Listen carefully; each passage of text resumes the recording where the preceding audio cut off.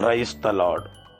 கிறிஸ்துவுக்குள் எனக்கு மிகவும் பிரியமான என் அன்பு சகோதர சகோதரிகளே, ஆண்டவராகிய இயேசு கிறிஸ்துவின் நாமத்தினாலே உங்களுக்கு மிகுந்த சமாதானமும் நல்ல சரீர சுக பலமும் இருதயத்திற்கு மிகுந்த ஆறுதலும் உங்கள் பிரயாணங்களிலே நல்ல பாதுகாப்பும் உங்கள் கையின் பிரயாசங்களிலே மிகுந்த ஆசீர்வாதங்களும் உண்டாகும்படி நான் உங்களை வாழ்த்துகிறேன். மத்தேயு 17ஆம் அதிகாரம் 1 முதலுள்ள வசனங்களை வாசிக்கும்போது ஆண்டவர் இயேசு பேதுருவையும் யோவானையும் யாக்கோபையும் அழைத்து கொண்டு ஒரு உயர்ந்த மலைக்கு இயேசு ஏறிப்போனார். அந்த மலை உச்சியில் வைத்து தன்னுடைய சீஷர்களுக்கு முன்பாக உருமாற்றம் அடைந்தார். எலியாவும் மோசையும் அந்த இடத்துல இறங்கி வந்து இயேசுவோடு பேசிக் கொண்டிருந்தார்கள். பேதுருவும் யோவானும் யாக்கோவும் அதை கண்கூடாய் பார்த்து கொண்டே இருந்தார்கள். பேதுரு ஆண்டவர் இயேசுவிடத்துல, நாம் இங்கேயே இருந்து விடுவோம், உமக்கு ஒரு கூடாரத்தையும் மோசைக்கு ஒரு கூடாரத்தையும் எலியாவுக்கு ஒரு கூடாரத்தையும் நான் ஏற்படுத்துகிறேன், நாம் இங்கேயே இருந்து விடுவோம் என்று சொல்லி மிகுந்த ஒரு பரவசத்தோடு கூட அந்த மகிமையான காட்சியை கண்டது நிமித்தம் அந்த இடத்தை விட்டு வெளியே வர விரும்பாத இந்த பேதுரு ஆண்டவரிடத்திலே இப்படியெல்லாம் கேட்டுக்கொண்டான். பிரியமானவர்களே, சங்கீதக்காரன் 84வது சங்கீதத்தில் 10ஆம் வசனத்தில், வேற்றிடங்களில் வாழும் 1000 நாட்களிலும் உம் கோவில் முற்றங்களில் தங்கும் ஒரு நாளே மேலானது, பொல்லாரின் கூடாரங்களில் குடியிருப்பதினும் என் கடவுளது இல்லத்தின் வாயிற்காவலனாய் இருப்பதே இனிமையானது என்று சொல்லி எழுதுகிறார். அதாவது தேவ சமூகத்தை நெருங்க தேவ சமூகத்தில் அதிகமாக இருந்து தேவனை துதிக்க தேவ மகிமை உங்களை வந்து நிரப்பும் போது அதை இன்னும் அதிகமாக நீங்கள் வாஞ்சிக்க வேண்டும். அந்த அனுபவத்தை இன்னும் நீங்கள் நாட வேண்டும், விரும்ப வேண்டும். வேதத்தில் மார்க்கு 5ஆம் அதிகாரம் 1 முதலுள்ள வசனங்களை வாசிக்கும் போது, ஒரு மனிதன் 6000 பிசாசினாலே அலக்களிக்கப்பட்டு கல்லறை தோட்டத்திலே வசித்து வந்தான்.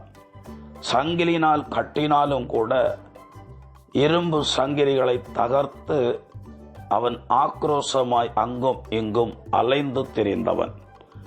அவன் இருக்கிற அந்த பகுதியில் யாரும் நடமாடவே முடியாது.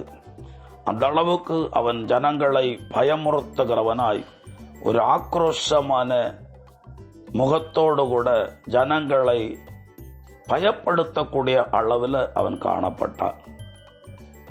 இயேசு அவனை சந்தித்தார்.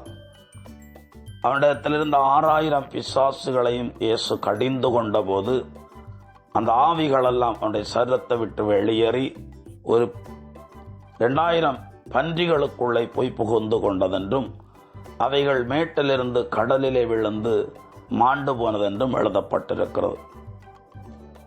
பிரியமானவர்களே, அவனை விடுதலையாக்கின போது தான் நிர்வாணியாக இருப்பதை கண்டு வெட்கப்பட்டானாம்.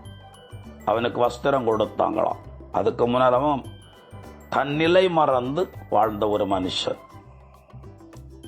தன்னுடைய சுயத்தை மறந்து வாழ்ந்த ஒரு மனுஷன். பிசாசினாலே அப்படி அவன் அலக்களிக்கப்பட்டான். ஆனாலும் ஆண்டவர் இயேசு அவனை விடுதலையாக்கின பிறகு நடந்த ஒரு சம்பவம், இயேசு தன்னுடைய ஊழியத்தை முடித்து கொண்டு இன்னொரு பட்டணத்துக்கு போவதற்காக படகில் ஏறினார். அந்த மனுஷன் ஆண்டவரிடத்தில் இப்படி சொல்லுகிறான். மார்க் 5ஆம் அதிகாரம் 18, 19 ஆகிய வசனங்கள். அவர் படகில் ஏறியதும் பேய் பிடித்திருந்தவர் தாமும் அவரோடு கூட இருக்க வேண்டும் என்று அவரை வேண்டிக் கொண்டார். ஆனால் அவர் அதற்கு இசையாமல் அவரை பார்த்து, உமது வீட்டிற்கு போய் ஆண்டவர் உம்மீது இரக்கங்கொண்டு உமக்கு செய்ததையெல்லாம் உம் உறவினருக்கு அறிவியும் என்றார். பிரியமானவர்களே, சரீரத்தில் ஒரு விடுதலை கிடைத்த போது, மனதளவில் ஒரு விடுதலை கிடைத்த போது அவன் ஆண்டவரோடு இருக்க விரும்புகிறான். மார்த்தாள், மரியாள் என்று சகோதரிகள் 2 பேர் இருந்தார்கள். இவர்களில் ஒருவர்தான் பரிசேயன் வீட்டில் இயேசு விருந்துண்ணும் போது அவருடைய பாதத்தை கண்ணீரால் நினைத்து கூந்தலால் துடைத்து அவருடைய பாதத்தை ஓயாமல் முத்தமிட்டு கொண்டு வந்த பரிமள தைலத்தை அவர் மேலே உடைத்து ஊற்றினவள். அங்கே இருந்த பரிசேயனும் மற்றவர்கள் இவள் பாவி என்று சொல்லி அவளை வேதனைப்படுத்தினார்கள் வார்த்தையினால்.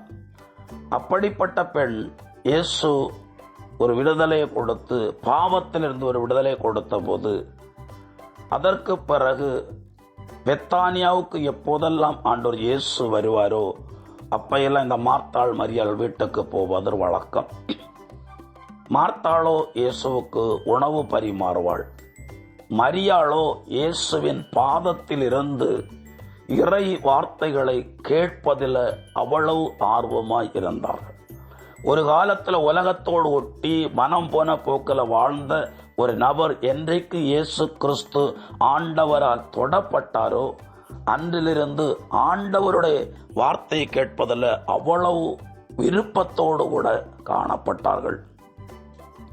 பிரியமானவர்களே, இந்த விருப்பம்தான் தேவனை தேடுகிற ஒவ்வொருவருக்கும் உண்டாக வேண்டும் என்பதுதான் தேவனுடைய வாஞ்சையாயிருக்கிறது. ஆகவே பேதுருவை போல நாம் இங்கே இருந்து விடுவோமா? நான் உம்மோடு கூடவே இருக்க விரும்புகிறேன் என்று சொன்ன 6000 பிசாசினால் அலக்களிக்கப்பட்ட மனுஷனுடைய இருதயத்தின் வாஞ்சையைப் போல, மரியாளை போல அவனுடைய பாதத்தில் இன்னும் ஆர்வமாய் இருந்து இறை வார்த்தை கேட்க உங்களை ஆண்டவருக்கு ஒப்புக் கொடுங்க. ஆண்டவர் மகிமையான நல்ல காரியங்களை செய்து உங்களை மகிழ பண்ணுவார். எங்களை அதிகமாய் நேசிக்கிற எங்கள் அன்பின் பரலோக பிதாவே, இந்த இறை வார்த்தைகளை கேட்கிற ஒவ்வொருவரையும் கர்த்தராகிய தேவன் தம்முடைய நீதியின் வலக்கரத்தினாலே தாங்குவீராக. மிகுந்த சமாதானம், மனமகிழ்ச்சியை கொடுப்பீராக.